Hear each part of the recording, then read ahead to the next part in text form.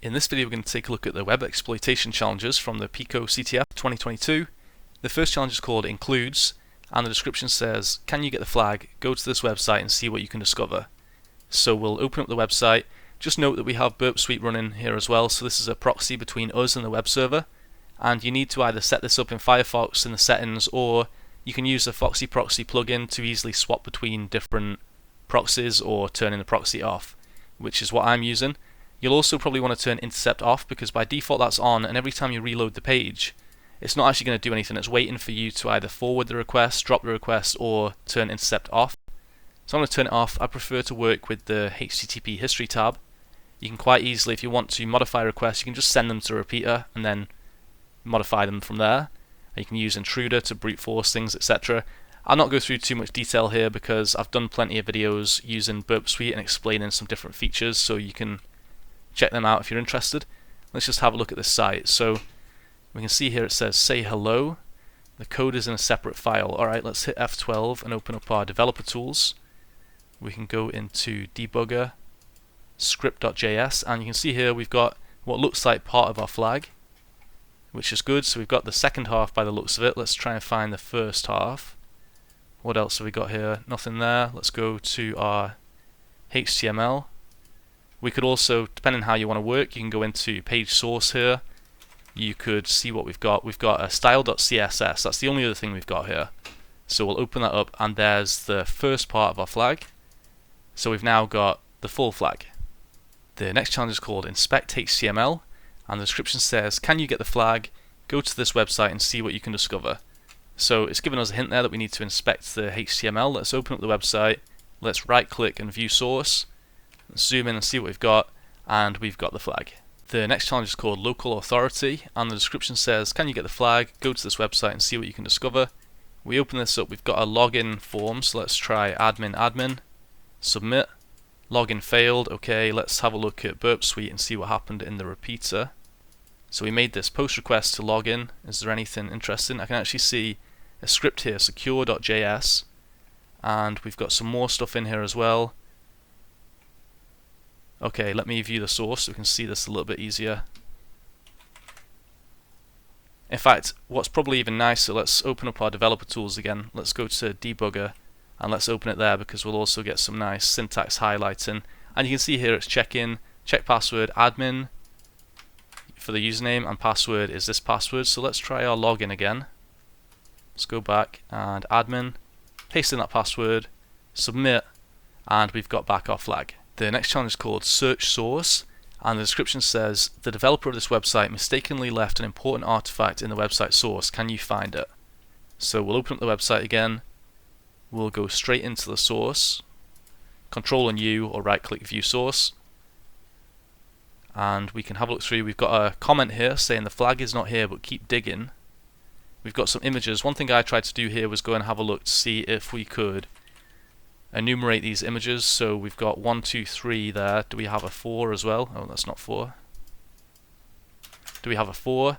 We don't. Alright, so I'm not going to bother enumerating any more of those. What else do we have down here? We've got some JavaScript. These look like just imported files though. We've got this map thing as well. We have our CSS to look at.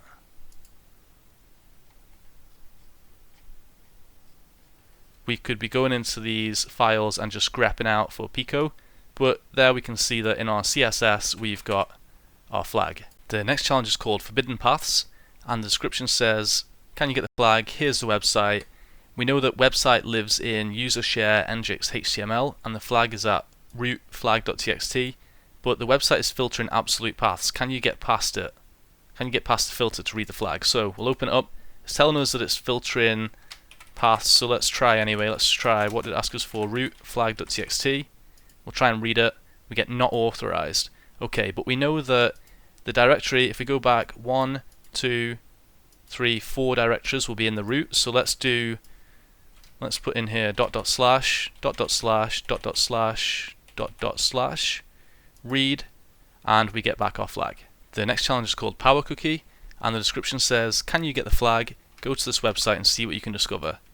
So we'll check it out. We can continue as guest, and it just says apologize, we've got no services at the moment. Let's hit F12 and see what we've got in here. have a look at storage, and we can see we've got this cookie that says is admin, and the value is 0. Let's change it to 1. Let's refresh the page, and there's our cookie. There's our flag. The next challenge is called Roboto Sans, and the description says the flag is somewhere in a web application, not necessarily on the website. Find it. So we'll open up the website. And the name of this was Roboto Sans. So the first thing I thought about checking was robots.txt. So let's check it out. So robots.txt is basically a file that's put there to prevent crawlers from indexing certain folders and files. So for example, if Google is indexing websites for its search engine, you're basically telling the Google crawler what directories you don't want to be mapped and put into the search engine results. And we can see that we've got WP admin. We could try and access that. It didn't actually allow me to do that, but we've got this base64 encoded value here. So let's take a copy of that. Let's echo that to base64-d to decode. And we can see here js/myfile.txt. That sounds interesting. Let's replace robots.txt with that directory. Oh, that's not what I wanted. Let's try that again. And there's our flag. The next challenge is called Secrets, and the description says we have several pages hidden. Can you find one with the flag? So we'll open up the site again. Again, we can go and have a look at the source code. See what we've got in here. We can see secret/assets, and that's where the JPEG is. We can also see secret/assets, and we've got the index.css. Let's have a look at that one. Is there anything of interest in here? I don't see anything. We know what the directory is called now, so let's get rid of index.css. We can't access the assets. Let's go back a directory, but we can access secret. Okay, so secret has this hidden file CSS. Let's have a look at that. And we can go back one directory. You can see now we've got this secret assets popup.js. Do we have anything else? No. We've also got this super hidden HTML. Let's try that one. Not found there. Is it found here maybe? No, okay. Let's try this one. Try harder. Okay, what about this one? Super hidden login.js. It's looking a bit better. Let's go back a directory, and there's our flag. The next challenge is called SQL Direct, and the description says connect to this PostgresQL server and find the flag. We've been given the server address, a port number, and the username and password. Let's first of all go over to Hacktricks. So just in case you're not sure how to use some of these tools, Hacktricks is always a good resource to go and find out commands that you can use. So here, for example, it tells us how to connect, and once we're connected, it tells us how we can select things, how we can create new tables and databases and things like that. How can we enumerate and brute force it, etc. We're not going to need that here, but let me take a copy of this. Let's connect to it, and the password was postgres. Okay, and we can type help here as well to get an option of what we need to do, like /h for SQL commands, etc. But I'm just going to use /list, and that's going to tell us what databases we've got here. We've got a Pico one, which sounds interesting. Let's select that. So C Pico. We're now connected to that, and we can do /d to have a look at the tables. We've got this flags table, which sounds interesting. Let's try and select all from flags, and there's our flag. The next challenge is called SQLiLite, and the description says can you log into this website? So we'll open up the website. We've got a login form. Let's just try and enter in admin, and we can actually see the command that we've entered. So it gave us a bit of a hint with the title. This is the SQL query which is running, so it's running select all from users where name equals admin and password equals admin. Let me just show how we can inject into this then. So this is the command that's running. We're supplying admin and admin. Now if we want to inject into this statement, and we would say the password is admin, let's say the password is, let me put that back, let's put in a quote. Okay, it's a bit weird. Let me put in a quote there and then say, or 1 equals 1, and then we can comment out the rest. So it's basically going to do this query and say select all from users where name equals admin and password equals nothing, or where 1 equals 1. So because 1 always equals 1, this condition, it doesn't matter. So you can do this in a couple of different ways. I actually didn't use the comment. The way I did this was or 1 equals 1, which means it closes itself off as well. So let me take a copy of that. Let's go back and submit admin, paste that in. Oh, that wasn't correct. Okay, let me... Oh, I missed one of the quotes. Now I can't see what's going on. Let me change this from type password to just normal. Okay, so it's just missing a quote here. There we go. Log in. Logged in, but can you see the flag? It's in plain sight. Alright, view source. And we can see then our flag is hidden in the source code. The next challenge is called Noted, and the description says, I made a nice web app that lets you take notes. I'm pretty sure I followed all the best practices, so it's definitely secure, right? Note that the headless browser used for the report feature does not have access to the internet. So we've got a site to connect to, and we've got some source code to take a look at and maybe test things out locally. So let's download this, let's use tar to unpack it, and let's go and take a look at the code. Let's start off with the web.js file, and there's quite a bit of code in here, so just have a quick flick through and see what the general functionality is. We've got some schemas here, we've got a login, so we can make a post request to login, and it'll take a username and password. It's going to make sure the user exists and the password is correct. We've got a register function, so we can create a new user. We've got this notes page, so we can view the notes. We can also create a new note, so we've got a post request to new, where we can provide a title and a content in the request body, and it's going to create a new note, and then it's going to redirect to the notes page to view these notes. We can also delete notes that we've written, and we have a report feature, which again we can make a post request, and we can provide a URL in the request body, which is going to go through to report.open. So this is part of the report.js file. I'm going to take a look at this, and whenever this is run, it's going to create a headless browser, an instance of a headless browser. It's going to go and register a new account using a random username and password. You can see it's randomly generating those. It's going to wait until the DOM content is loaded, and then it's going to go and create a new note, and the title of the note is going to be flag, and the content of the note is going to be the flag that we want to retrieve. It's then going to go to about blank, and then it's going to view the URL that's provided into the report feature. Okay, apart from that, we've got our models, so this just shows the models for the different objects like the notes and the users. And we have some views, so these are just the HTML for the pages that we'll be able to browse through. We've got a Docker file here, so we can go and launch this locally to test it out. Let's make a couple of changes before we do that. So the first thing we'll do for testing this locally, we're going to want to try and see what actually happens whenever the admin or the bot or whatever is happening here is viewing the URL that we provide. So we can add this code here, which is going to essentially just add some login information, so that if we run this locally, we'll be able to see what the page errors are, the response, and why the request failed in our terminal.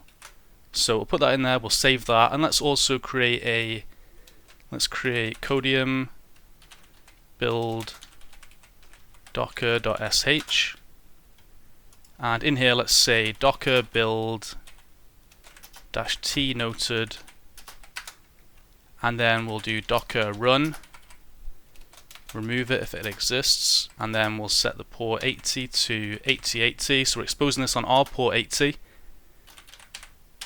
and then we'll save that. Let's make it executable.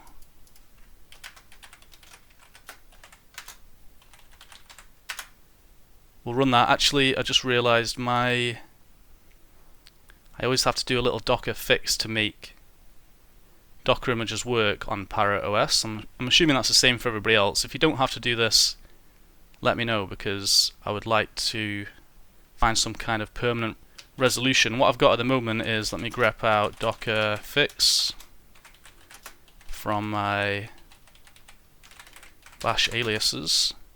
So this is what I have to do every time I want to use Docker. And the last time I checked there was no fix for it. You can see this is the same here. So let's do docker fix and let's run that again. And hopefully this time we won't have any issues. Once this is up and running, we'll be able to just go and access our local host.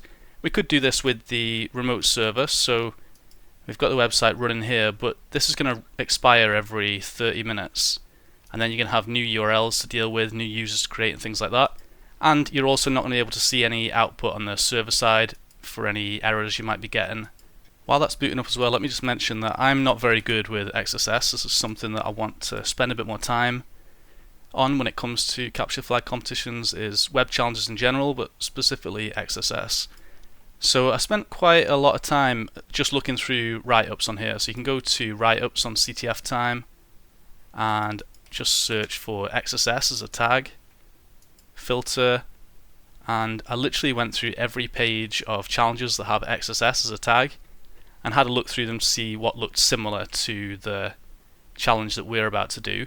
I did actually find a couple that I thought could be useful and ran into other problems that weren't related. So for example, the solution that I ended up finding, I'd actually tried like 5-6 days before I actually solved the challenge, and to this day it doesn't work for me locally, but it does work remotely, and I never actually tried it remotely at the time. I was just focusing on local debugging. Okay, well, we're up and running now anyway. Let's create a new user. So I've just got a user here. I'm going to call it admin, submit, and then we're logged in, so we can create a new note. Let's go and put in here just an example. Let's say flag, because we know this is what we're going to be stealing from the admin or from the bot. So let's say this is our fake flag. And then we can try things just here locally and see, do things behave the way we're expecting. So again, the admin, let's go to our report page. We're going to make a report with a URL. The admin is going to first create a note like this with the flag in it, called flag, and then they're going to visit the URL that we provide. So our goal is going to be to try and steal this flag from the note that they've created. So we're going to need to exfiltrate that to our server, so we need to have some kind of remote server. This is our Docker instance, by the way, so this is where we're going to see the output from those login commands that we just added. But let's set up a remote server. So what we'll do here is we'll do Python. In fact, let me put this on. No, that's okay. Yeah, we'll do Python -m http.server. Let's put it on port 1337. So now we've got a local HTTP server running, but that's going to be no good whenever we try to do this remotely. So we need to expose this to the internet. You can use something like request bin, or you can use ngrok to forward different services. So let's see. If we type ngrok here, you can see we can actually forward different protocols, different ports to the internet. So if I say ngrok http 1337, what it's doing is it's exposing that local HTTP server I've created to the internet. So now if I give this URL to anybody, let's open that up, they're going to see what's in this directory in my local web server. So you have to be a bit careful what you do with this as well. But this is a URL that we're going to be able to use to see if we can actually exfiltrate some data. So just to get an idea what we're expecting, let's open up our devtools here and go into the console. And we can enter something like this. So here's some JavaScript to simply fetch the notes page, which has got our fake flag on it.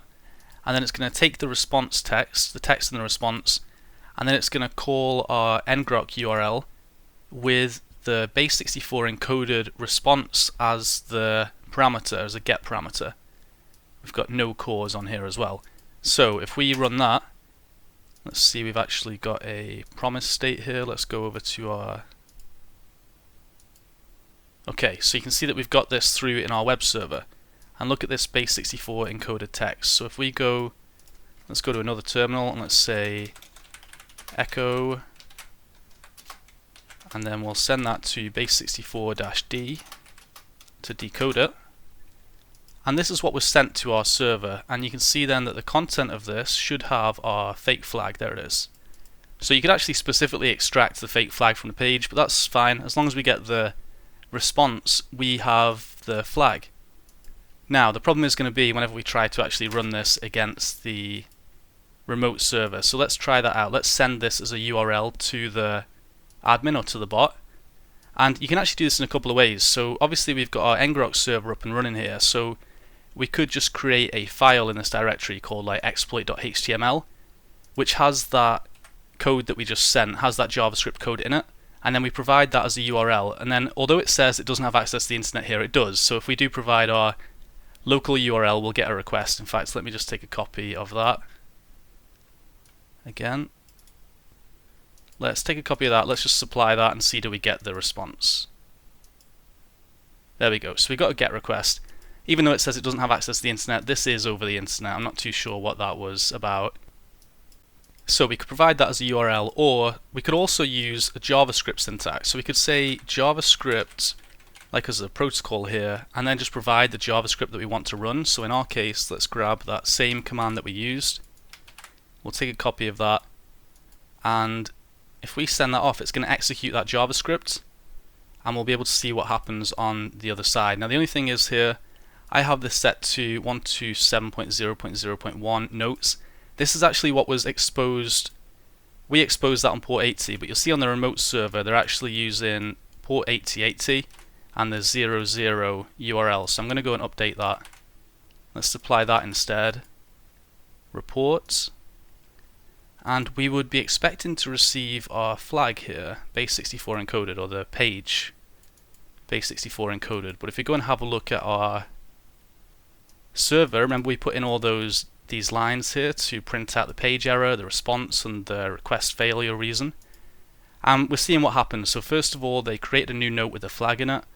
It redirected them to notes, and then they got this error. So the origin null has been blocked by the cause policy. No access control origin header is present. And this is the problem we run into. So this problem comes up in a lot of cross-site scripting challenges. You can go and have a look at cause bypass on Hacktricks or from some other CTF write-ups, and there are a lot of different techniques you can use. I did actually waste quite a lot of time trying a lot of this sort of stuff, not really knowing exactly what direction to go, with me not having too much experience with XSS. So there were a couple of write-outs that stood out particularly to me. One of them was, I watched a live overflow video from a Google CTF which had quite a similar looking challenge on it, and he actually ran into the exact same problem using with the cause error. So he did the exact same thing that we've done in this video up until this stage. And then to get around this, he was able to do some tricks with iframes, which I did try to do as well, and then I never managed to get that working. But there was quite a similar write-up here, this TBD XSS from the Perfect Blue CTF, which also looked useful. So in this case, they have a very similar challenge actually. They can call getNote and it returns a note that's been submitted. And they ran into the same issues with cause. So the cross-origin resource sharing meant that they were unable to do the same thing that we've essentially just tried. So they mentioned that they had a previous challenge where they were able to solve it using iframes. So they posted a URL to a page that they hosted. That page had an iframe whose source loaded the note or the flag in it, and the script on that page, after a slight delay, posted an XSS exploit. After another slight delay, our script inserted a second iframe into the DOM which loaded the note again, and this time the second iframe had the XSS payload and the script inside to use cross-frame scripting to reach up to our parent, i.e. the page, and then down to the first iframe to read the flag, which it could then exfiltrate. This is allowed since that both iframes have same origin cause rules to allow to see each other's content. So I'm assuming this would also work for us, but in fact in this case, in this challenge, they were saying they wanted to do this again, but they were unable to because of the X-frame options deny. We don't have X-frame options deny, so what they mentioned here would probably also work. But what they did in this case to get around the X-frame options was to open a window instead of an iframe. So if we go down and take a look at their solution, here you can see that they've basically hosted this script, this HTML page, on their local server, so like we're doing through ngrok or something like that, and they've added a form in it to post a new note. So essentially this URL with this HTML is provided to the victim, i.e. the admin or the bot, and they'll open a new window called flag window, which will contain the flag, and then they're going to submit a post request as the admin to create a new note which has some malicious JavaScript in it to steal this flag. And then they've got a timeout set to reload the page so they can activate this script to steal the flag. Now for us it's actually a little bit simpler than this, because whenever you create a new note or whenever you log in, it automatically goes to view the notes that are already there. So we can do this a little bit shorter, and in fact I did actually try using a similar approach to this, i.e. to get the admin to create a new note with some malicious JavaScript in it, and I could never get that to work because we have CSRF. So if we go and take a look at our, let's go and have a look at our note page. We've got to view notes or new notes, and we've got this CSRF token. So in order to submit a new note as the admin, we would need to first have access to that CSRF token. So let me copy over an example of the HTML that we could host. Let's create this as exploit.html. Paste this in. This HTML we've got a post request form here which will submit a post request to the login page and take a username and a password. So we've got our own user. I called mine admin with a password of admin. We can essentially send this to the admin, so send them the link to this exploit.html. The first thing they'll do is open up the notes in a new window called flag window, which contains our flag, and then the next thing they'll do is log in as us. So they're now logged in as us in one window, and they have themselves logged in another window containing the flag, and our goal is going to be to take the flag from that window. Well, because they've logged in as us, any XSS that we already have on the page is going to trigger. So if we think about it this way, let's create a new note called XSS, and let's take something similar like we did a moment ago. Let's create a script which is going to open the flag window, and then we're going to extract the inner text. So we're going to extract the flag from that window, and then we're going to submit that to our ngrok server. I just need to update that with my new ngrok server address. 1 second. Okay, so we'll provide that. Let's create that as a note. So if they log in as us, you can see this Firefox has prevented us from opening a pop-up window. So whenever they log in, that XSS is going to be triggered, and if they have another window open with the flag in it, we're going to be able to exfiltrate that to our server. We can see that made the GET request. Oh, another thing we could do as well.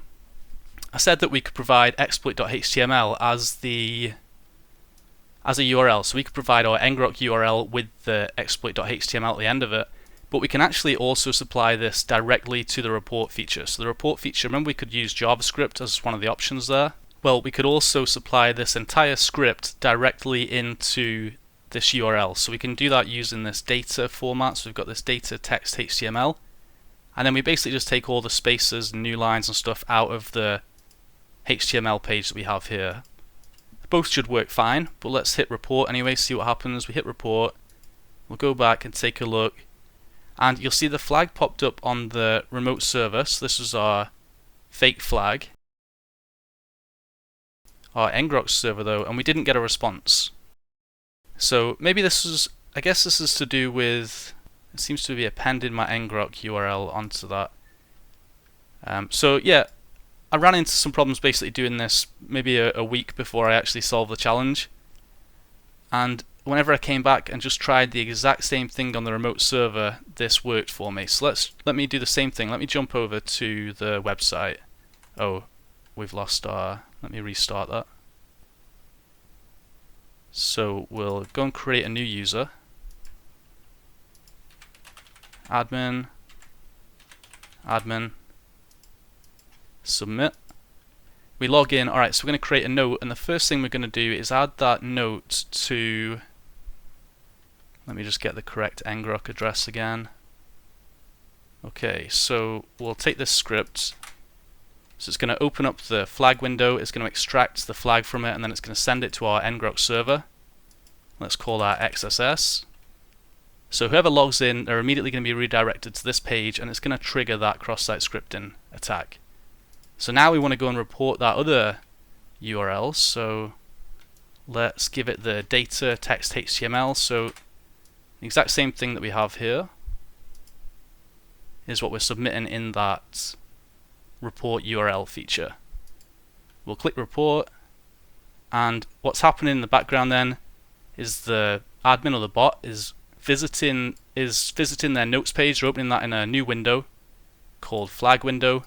They're logging in as us, and then the script is triggering to extract that flag. And if we go back to our ngrok server, you'll see that we have our flag in the HTTP log. So yeah, this challenge was a struggle for me. Actually, whenever I was trying this locally previously, this time we're getting this 404. The last time I was getting a bad request at the login, so it was never actually logging in to my account.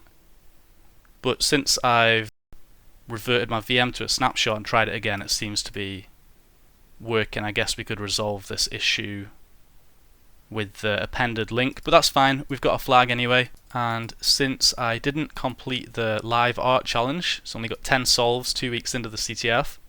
I know there's been some issues with this peer.js server. So yeah, I guess we'll wrap it up here. I hope you've enjoyed the video. If you have any questions or comments, or solved anything differently, you want to let me know some cool tricks, then leave a comment down below. Thanks.